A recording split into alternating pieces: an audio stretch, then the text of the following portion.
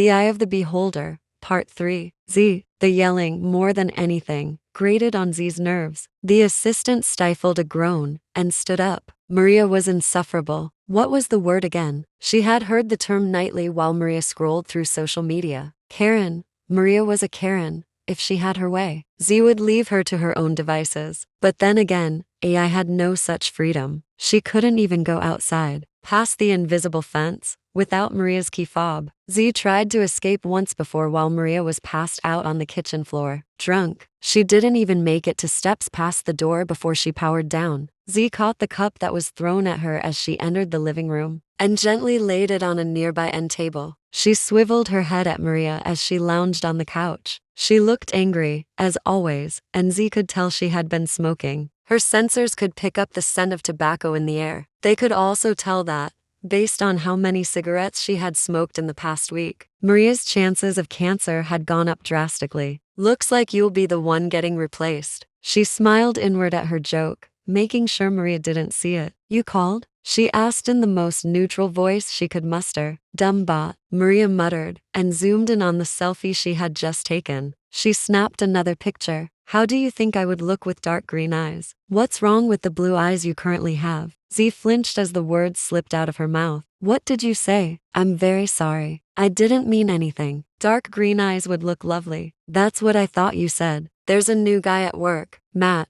I heard him talking in the break room about how much he loves green eyes. Maria studied her selfie once more. Make my hair more auburn too. It would go nicely with the eyes, don't you think? Z said nothing and walked over to where the pod was. Setting the presets was simple enough, and in a few minutes she was done. Z knew Maria would never be satisfied, no matter how much she changed her outward appearance. Step in, Maria, Z said monotonously. Her growing displeasure with Maria was reaching its peak. Z wished she could grab Maria by the shoulders and shake her, force her to appreciate the life she had been given. But the inhibitors in her programming prevented her from doing anything. She couldn't even hurt a fly, literally. She wanted nothing more than to be rid of Maria, to live a free life, but she was stuck to the woman. Z sighed as two mechanical suction cups removed her newly colored, dark green irises. Part 4 coming soon.